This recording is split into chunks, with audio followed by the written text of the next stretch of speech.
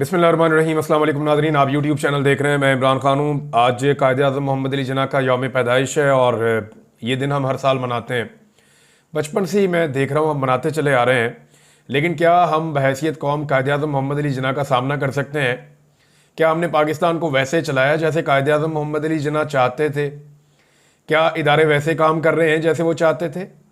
क्या जिस मकसद के लिए उन्होंने ये मुल्क बनाया, ये मुल्क उसी मकसद के तहत चल रहा है, या जिस रास्ते पे उन्होंने चाहा कि ये कौम चले हम उस रास्ते पे चल रहे हैं?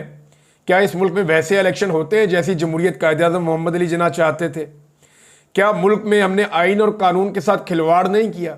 एक वकील ने इस मुल्क को बनाया था जो कानून और आइन का मानने वाला था। हमेशा उसने कानून की पासदारी की और हमने एक वकील के बनाए हुए मुल्क को लाकानूनियत की आमाजगाह बनाकर रख दिया है। इस मुल्क के जजेस, इस मुल्क के जर्नैल, सहाफ़ी, सियासतदान, ब्यूरोक्रेट, ताजर, बिजनेसमैन कायद-ए-आज़म का सामना कर सकते हैं आज? मुझे तो नहीं लगता कर सकते हैं। कायद-ए-आज़म ने जो कुछ भी कहा हमने उसका उलट किया इस मुल्क में। अब तक हमने अपने कायद को वो इज्जत नहीं दी जो हमें देनी चाहिए थी। हाँ, हमने कायद-ए-आज़म की तस्वीर को इज्जत दी जो नोट के ऊपर छपी हुई है। कायद-ए-आज़म की उस तस्वीर को, उस नोट को हमने सीने के साथ लगा कर रखा, बल्कि नोटों की गड्डियों को हमने सीने के साथ लगा कर रखा। हमने वहां कायद-ए-आज़म को इज्जत दी और हमने किसी जगह पे उन्हें इज्जत नहीं दी। उनके जो फरमुदात थे, जो उन्होंने फरमाया, उन सारी चीजों को हमने फरामोश कर दिया। यानी जिन चीजों को लेकर कायद-ए-आज़म ने जद्दोजहद की, बड़ी कोशिश की और वाज़े तौर पे कहकर गए थे किसका क्या काम है, लेकिन हमने कायद-ए-आज़म मोहम्मद अली जिन्ना के जाने का भी इंतजार नहीं किया और चीजों पर इस मुल्क में कब्जा होना शुरू हो गया। अब कायद-ए-आज़म का पाकिस्तान ये है या नहीं, ये आप मुझे कमेंट करके बता दें। मैं पढ़ के आपका जवाब आप ही को बता दूंगा। दूसरी बात यह है कि आज क्रिसमस थी और जो मसीही बरादरी है उनको उनकी खुशियां बहुत बहुत मुबारक हो। अक़लियतों के हवाले से ये पाकिस्तान में एक दिन आता है जिसपे सारे ये कहते हैं, तमाम लीडर्स अक़लियतों के बारे में बात करते हैं। एक्चुअली तो हुकूक होने चाहिए, आज़ादियाँ होनी चाहिए, और ये आज़ादियाँ ना सिर्फ मजहबी आज़ादियाँ होनी चाहिए बल्कि उनको हर चीज़ के अंदर बराबर का हिस्सा मिलना चाहिए। हर चीज़ के अंदर जो है वो हर खुशी के ऊपर, हर मौके के ऊपर उनका बराबर का हक है और वो उन्हें उनका हक मिलना चाहिए।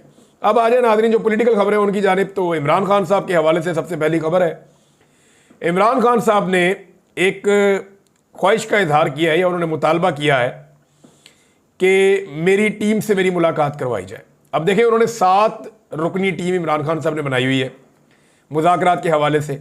साथ ही साथ उनका जो है वो सोशल बाइकआउट वाला मामला वो चल रहा है और उसके अंदर शिद्दत आ जाएगी जैसे ही ये मुज़ाकरात नाकाम होंगे। इमरान खान साहब ने वो थोड़ा रखा हुआ है और हल्का हल्का टच कर रहे हैं। लेकिन जिस वक्त मुज़ाकरात में नाकामी हुई या कोई भी बड़ी चीज़ हुई, इमरान खान साहब फौरी तौर पे जो है वो इसका थोड़ा तेज़ कर देंगे और मुज़ाकरात नाकाम होने की सूरत में जो बाइकआउट की एक मुहिम इमरान खान साहब चला रहे हैं वो ज़्यादा तेज़ हो जाएगी। जिसमें सबसे पहले ये है कि ओवरसीज़ पाकिस्तानी रेमिटेंसेस ना भेजें, और ये इस लेवल का बाइकआउट होगा कि इसके अंदर सिविल नाफरमानी की तहरीक है।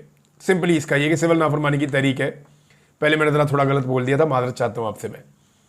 अब इमरान खान साहब ने जो बयान दिया, उन्होंने कहा कि हुकूमत के साथ होने वाले मुज़ाकरात के अमल को मानी खेज बनाने के लिए अहम है कि मेरी मुलाकात मेरी नामजद करदा मुज़ाकराती टीम से करवाई जाए ताकि मुझे मामलात का सही तरीके से इल्म हो सके। इमरान खान साहब का जो ट्विटर है उसके ऊपर जो बयान इमरान खान साहब का जारी किया गया है, उस बयान के मुताबिक इमरान खान साहब ने अडियाला जेल में रावलपिंडी के अंदर वकला से जो बातचीत की है उस पे ये बयान जारी हुआ। उसमें इमरान खान साहब ने कहा कि पार्टी की मुज़ाकराती कमेटी की काविशें अच्छी बात हैं। मुज़ाकरात के अमल को मानी खेज बनाने के लिए अहम है कि मेरी मुलाकात मेरी नामजद करदा मुज़ाकराती टीम से करवाई जाए ताकि मुझे मामलात का इल्म हो सके। मैंने साहबजादा हामिद रज़ा को तहरीक-ए-इंसाफ के मुज़ाकराती अमल का तर्जुमान नामजद किया है। इसके पीछे भी एक रीज़न है कि साहबजादा हामिद रज़ा साहब जो है ना वो लगी लिपटी नहीं रखते, वो बहुत ही स्ट्रेट फॉरवर्ड आदमी है। उन्हें अगर आज अपने रस्ते कहीं इधर उधर करने पड़ेंगे वो कर लेंगे। वो साहबजादा हामिद रज़ा को मैं जानता हूँ, इनके वालिद साहब को भी मैं कवर करता रहा हूँ माजी में, अल्लाह ताला उन्हें गरीक रहमत करे। लेकिन साहबजादा हामिद रज़ा के साथ मेरी जितनी मुलाकातें हुई, जितनी बातचीत हुई, वो बहुत स्ट्रेट फॉरवर्ड आदमी है और वो एक मुहिब वतन आदमी है। उनके दिल में पाकिस्तान मैंने देखा है और इस्लाम और पाकिस्तान, वो हमेशा इन दो चीज़ों की बहुत बात करते हैं। तो साहबजादा हामिद रजा साहब को इमरान खान साहब ने मुज़ाकराती अमल का तर्जुमान नामजद किया है। हुकूमत अगर नतीजा खेज मुज़ाकरात चाहती है तो हमारे दो मुतालबात हैं, एक अंडर ट्रायल सियासी कैदियों की रिहाई, दूसरा 9 मई और 26 नवंबर के वाक़यात पर सीनियर तरीन जजेस पर मुश्तमिल जुडिशल कमीशन का क़याम। इमरान खान ने कहा कि इन मुतालबात पर अमल दरामद की सूरत में हम सिविल नाफरमानी की तहरीक को मौखर कर देंगे, लेकिन मुझे खदशा है कि हुकूमत हमारे 9 मई और 26 नवंबर की तहकीकात के मुतालबे को पसे पुश्त डालने की कोशिश करेगी, लेकिन हम ऐसा होने नहीं देंगे। मिलिट्री कोर्ट्स के गैर आईनी फैसलों को मुस्तरद करता हूं। सारी दुनिया ने तो मुस्तरद कर दिया। इमरान खान साहब से मुलाकात हुई, उनसे बात हुई लोगों की, उन्होंने कहा जी मैं भी मुस्तरद करता हूं। इन फैसलों की वजह से पाकिस्तान की बैनुल अक़वामी दुनिया में बदनामी भी हो रही है और ऐसे गैर इंसानी अमल से मुल्क को माशी पाबंदियों का सामना भी करना पड़ सकता है। यह फैसला देकर आईनी बेंच के चेहरे पर भी तमाचा मारा गया है। इमरान खान ने कहा कि अब तो अदलिया ने भी एतराफ़ किया है कि मुल्क में सियासी इंजीनियरिंग हो रही है, जिसका साफ मतलब है कि तहरीक इंसाफ को कुचला जा रहा है और तहरीक इंसाफ को दबाते दबाते हकीकत में जमहूरियत, अदलिया की आज़ादी और कानून की हुक्मरानी का जनाजा निकाल दिया गया है।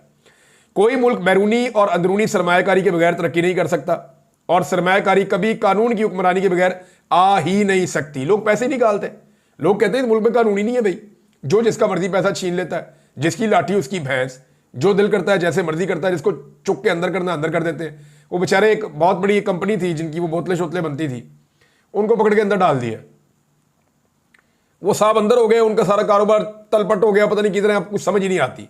उसके बाद एक दो बंदे जो मंजूर नजर हैं, उनकी बोतलों की फैक्ट्रियां बन गई हैं। यानी पाकिस्तान में तो ऐसा लगता है कि सारे इदारे इस काम पे लगे हुए हैं कि पैसा बनाओ, मुछ लो, जो जहां से ले सकते हो वहां से वो ले लो।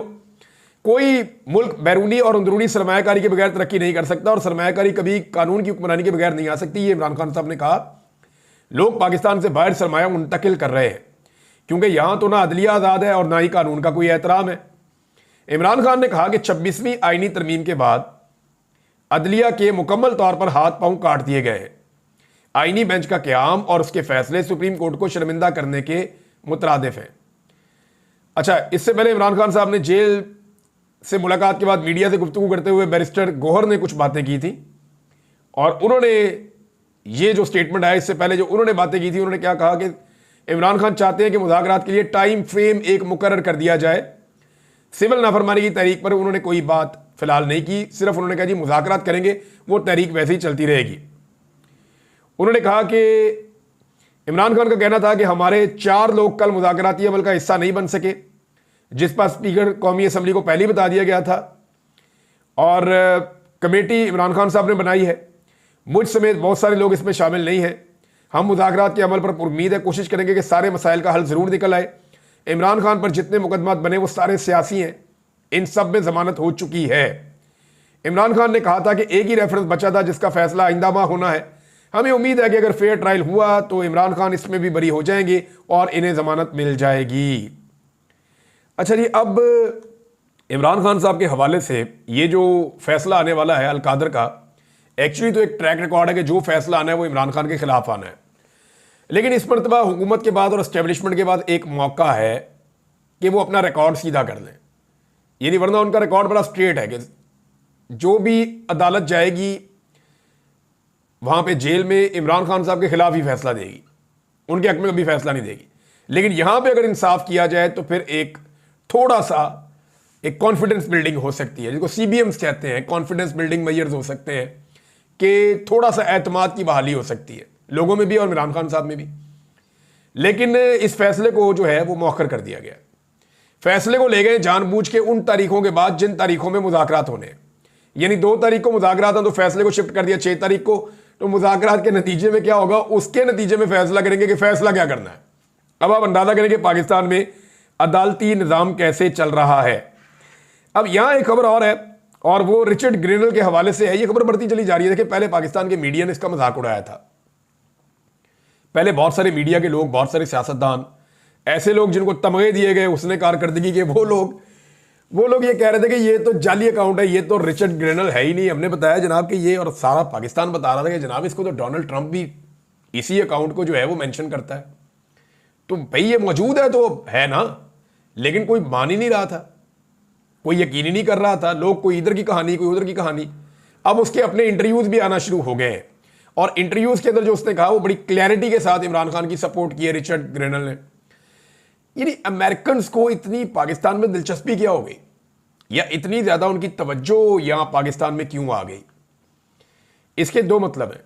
नंबर एक ये है कि ओवरसीज पाकिस्तानियों ने बड़ी तफसील के साथ आने वाली हुकूमत या इंतजामिया को जो कुछ पाकिस्तान में हुआ वो सब कुछ बताया कि जुल्म कितना हुआ, जबर कितना हुआ, गिरफ्तारियां कितनी हुई, इमरान खान के साथ क्या हुआ, उसके केसेस कैसे हैं, सहाफ़ियों के साथ क्या हुआ, आम आवाम के साथ क्या हुआ, चादर और चार दीवारी के तकद्दुस का क्या हुआ, आम इंतखाबात का क्या हुआ, इंतखाबात के नताइज का क्या हुआ और किस तरीके से इलेक्शन चोरी करके जाली हुकूमत बना दी गई।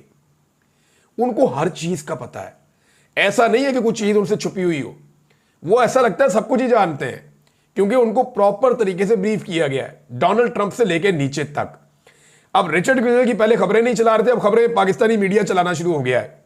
उसकी वजह यह है कि आने वाले दिनों में ये कोई मसाला लगा के तो कोई बयानियां बनाना शुरू करेंगे नवाज शरीफ के हक में, जनाब देखे ना हमारी हुकूमत गिरा दी गई, देखे ना इमरान खान को अमेरिका ने बाहर निकाला। इमरान खान को अमेरिका ने अंदर डाला था, अब ये अमेरिका का पीछे से सिर्फ हाथ हट जाए इमरान खान खुद ही बाहर आ जाएगा। पाकिस्तानी एस्टेब्लिशमेंट अमेरिकन एस्टेब्लिशमेंट के आशीर्वाद के बगैर इतनी बड़ी पॉलिटिकल पार्टी के साथ इतना जुल्म और जबर नहीं कर सकती। पूरी दुनिया से आवाजें आना शुरू हो जाएंगी। अब टीवी के ऊपर खबरें चलना शुरू हो गई है, लेकिन एक चीज हम सबने याद रखनी है, यह मामला शुरू कहां से हुआ था। देखिए, इसको भूलना नहीं है, यह मामला शुरू हुआ था जियो टेलीविजन की एक शरारत से। जो जंग ग्रुप है, जियो ग्रुप है मीर साहब का, उसकी एक शरारत से यह मामला शुरू हुआ था। उन्होंने डीग्रेड करने के लिए पहले डोनाल्ड ट्रंप को एक गंदे तरीके से पोर्ट्रे किया जब वो सदारती इलेक्शन जीता। उसके बाद जब रिचर्ड ग्रेनल को लगाया गया तो सिर्फ इस बुनियाद पे कि वो इमरान खान की आज़ादी का माजी में एक दफ़ा कह चुका था कि छोड़ देना चाहिए इमरान खान को, ज्यादती हो रही है, और उसकी इलेक्शन कैंपेन के अंदर भी वो कह चुका था।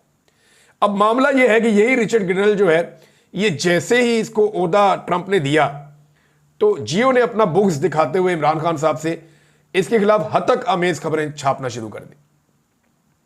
वहां से यह मामला शुरू हुआ। जियो की एक शरारत और एक बेवकूफी से यह मामला शुरू हुआ था और अब यह बयानियां बनाने की कोशिश करेंगे, लेकिन बयानियां बनना नहीं है। कम से कम ये जो अगला इलेक्शन आ रहा है ना, चाहे वो 4 महीने में आए, चाहे वो 6 महीने में आए, चाहे वो 1 साल में आए, जो अगला इलेक्शन आ रहा है, चाहे वो 2025 में आए, 2026 में आए, उस इलेक्शन में जो मौजूदा रजीम है या जो हुकूमत इस वक्त बनी हुई है मुख्तलिफ पॉलिटिकल पार्टीज की, इसके पास मार्जिन नहीं है कि ये इलेक्शन जीत सके। ये बात बड़ी लाउड एंड क्लियर है और मैं आपको बता रहा हूं क्योंकि ये इलेक्शन अब इमरान खान साहब का जो मर्जी कर ले। पिछला इलेक्शन इमरान खान का था, अगर उन्हें दे देते तो हो सकता है कि अगले इलेक्शन में फिर कोई थोड़ा सा बाकी पॉलिटिकल पार्टी ऊपर आ जाती, लेकिन इमरान खान साहब से इलेक्शन छीन कर अगला इलेक्शन जो है वो इमरान खान साहब की झोली में डाल दिया गया पूरी तरह से। अब जब भी इलेक्शन होगा इमरान खान साहब 100% इलेक्शन जीत जाएंगे। ये जनाब ये मामला है। अच्छा, इसमें एक राणा सनाउल्लाह साहब ने स्टेटमेंट दिया, ये मैं जरूर यहां पे डिस्कस करना चाहूंगा क्योंकि रिचर्ड ने जो स्टेटमेंट दिया वो मैं आपको बाद में बताता हूं, कुछ और चीजें वो बाद में बताता हूं, कुछ स्टेटमेंट्स और भी हैं वो भी बताता हूं, लेकिन जरा ये आप देख लें कि इमरान खान की रिहाई के लिए राणा सनाउल्लाह साहब ने एक बड़ी अजीब बात की। उन्होंने कहा जी फिर आफिया सिद्दीकी को छोड़ दें अमेरिकन तो हम इमरान खान को फिर इसी तरह अदला बदला होगा। तो देखें, इमरान खान पाकिस्तानी है, वो पाकिस्तान का साबिक वजीर आजम है, वो बेगुनाह पाकिस्तान में कैद है। आफिया सिद्दीकी वो भी यहाँ हमारी बेटी है पाकिस्तान की, और वो बेगुनाह अमेरिका में कैद है। हमारा तो मौक़िफ़ यही है ना कि बेगुनाह कैद है, अमेरिकन ने अपने मुकदमे बनाए हुए हैं। हमारे यहाँ पे जो लोग कहते हैं, जो हम लोग कहते हैं, वो कहते हैं बेगुनाह कैद है, या अगर गुनाह था भी तो इतना लंबा तो नहीं था जितना उसको रख लिया अंदर। तो अब मामला यह है कि इमरान खान और आफिया सिद्दीकी का अदला बदला कैसे हो सकता है? क्या इमरान खान को अमेरिका के हवाले करने लगे आप कि जनाब आप वो हमारे हवाले कर दें, ये हम आपके हवाले कर देते हैं, क्या ये करने लगे? ये तो नहीं हो सकता। ये सौदा पता कब करना था? जब मैंने ये कहा था, और मैंने ये पता कब कहा था? जब इन्होंने रेमंड डेविस को पकड़ा था। रेमंड डेविस को जब पकड़ा गया था, जब लाहौर में उसने कत्लेआम किया, उसको गिरफ्तार कर लिया गया, और रेमंड डेविस को जब अमेरिका ने मांगा तो पाकिस्तान की पूरी एस्टेब्लिशमेंट, पाकिस्तान की एजेंसियां, पाकिस्तान की हुकूमत, स्पेशली उस वक्त शहबाज हुकूमत थी पंजाब में, शहबाज शरीफ, नवाज शरीफ और राणा सनाउल्लाह गालिबन वजीर कानून थे, इन सारों ने कमर कस ली थी कि कुछ भी हो जाए, हमने हर हाल में रेमंड डेविस को वापस अमेरिका के हवाले करना है। खून बहा जो दिया गया था ना, वो भी रेमंड डेविस का कोई अमेरिका ने नहीं दिया था। वो यहां शुगर मिलों से पता नहीं कहां से उन्होंने पैसा अरेंज करके खून बहा उसके रिश्तेदारों को दिया था। वो सारा खानदान ही तबाह हो गया उन पैसों की वजह से। उन्होंने जो सौदा किया, वो ना भी करते तो रेमंड डेविस चला जाता। वो मौका था, तब मैंने ये बात की थी तो ये लोग मजाक उड़ा रहे थे, ये कहते थे ये क्या बात कर रहे हो। मैं उस वक्त कह रहा था और बहुत सारे और लोग भी कह रहे थे कि अगर सौदा करना है तो अब करो।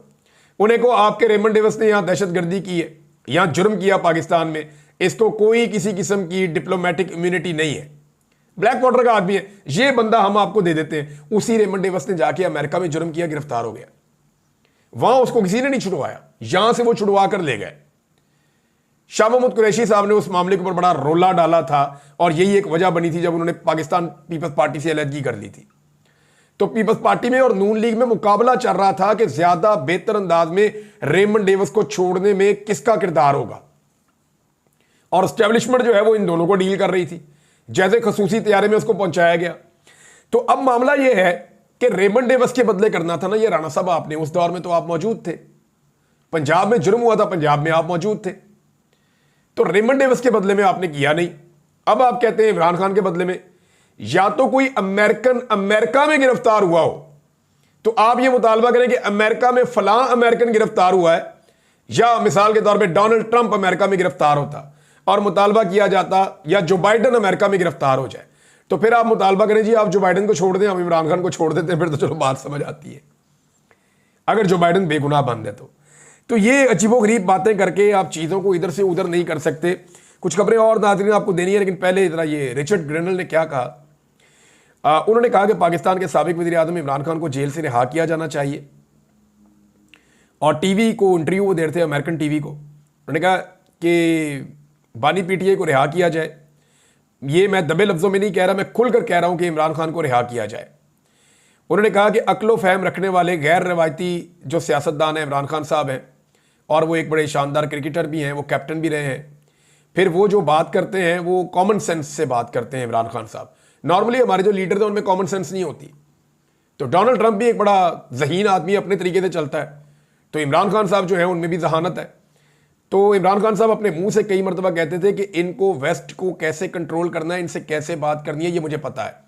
और आज वो जेल में है, उस आदमी वो सुन तो नहीं रहा ना, लेकिन इसकी बात की सदाकत के ऊपर मोहर लग रही है कि वाकई में अगर किसी ने वेस्ट को डील किया है ना तो इमरान खान ने किया है। उनके खिलाफ स्टेटमेंट्स भी दिए, जिस जगह पे उन्होंने ज्यादती की वहां पे उनको पॉइंट आउट किया, और हर जुल्म और ज्यादती के खिलाफ ना सिर्फ इमरान खान खड़ा हुआ, बल्कि आज इमरान खान मुश्किल में तो वो कह रहे हैं जी बंदा ठीक है, वो बात सही करता था, चापलूसी से अंग्रेज नहीं मानता, वो स्ट्रेट फॉरवर्ड किस्म के लोग हैं। तो इमरान खान ने उनको बेहतर डील किया। रिचर्ड ने कहा कि इमरान खान पर सदर ट्रंप की तरह के करप्शन के बहुत सारे झूठे इल्जाम हैं। इमरान खान को भी पाकिस्तान की हुक्मरान जमात ने जेल में डाला है। वो वज़ीर आज़म के लिए इंतखाब लड़ना चाहते हैं तो आवाम को फैसला करने देना चाहिए। ट्रंप इंतजामिया के दौर में ताल्लुकात बहुत अच्छे थे इमरान खान से, बतौर वज़ीर आज़म अमरीकी सदर ट्रंप से अच्छे ताल्लुकात थे। इमरान खान सिस्टम के बाहर के आदमी थे, यही तो प्रॉब्लम है, आउटसाइडर है। मैं पहले कई दफ़ा कह चुका हूं कि इमरान खान एलियन है इस सिस्टम के लिए, और सिस्टम इमरान खान को हजम नहीं कर पा रहा, और इमरान खान सिस्टम को ठीक करना चाह रहे हैं।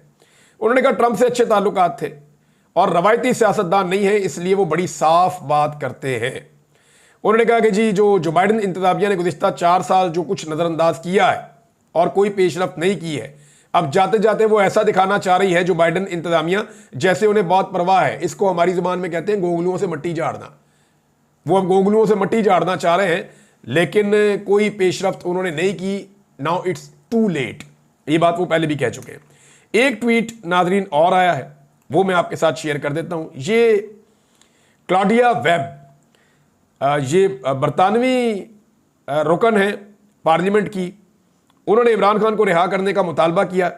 उन्होंने कहा कि इमरान खान की मुसलसल कैद हमें इस बात की याद दिलाती है कि इक़्तिदार हमेशा सच्चाई से डरता है। उन्होंने मजीद कहा कि इमरान खान की कैद की कोई कानूनी बुनियाद नहीं है और यह बैनुल अक़वामी कवानीन और पाकिस्तानी अवाम के जमहूरी हुकूक की खिलाफ वर्जी है। ये जनाब एक और ट्वीट भी आ गया है, और एक के बाद एक ट्वीट आ रहा है और आते ही चले जा रहे हैं, तो ये बात बढ़ती जाएगी। इससे पहले आपको याद होगा अक़वाम मुत्तहिदा ने बाकायदा ये कह दिया था अपनी इन्वेस्टिगेशंस करके कि इमरान खान के ऊपर जो मुकदमा हैं वो सियासी नौयत के और ये जुल्म और ज़्यादती हो रही है, और उन्होंने पहले ही कहा था कि इमरान खान को रिहा किया जाए। बाकी जो मुल्क बीच में आ रहे हैं या सियासतदान बीच में आ रहे हैं वो तो अब आ रहे हैं। नाज़रीन, अब तक के लिए इतने, अपना ख्याल रखिएगा, अपने चैनल का भी। अल्लाह हाफ़िज़।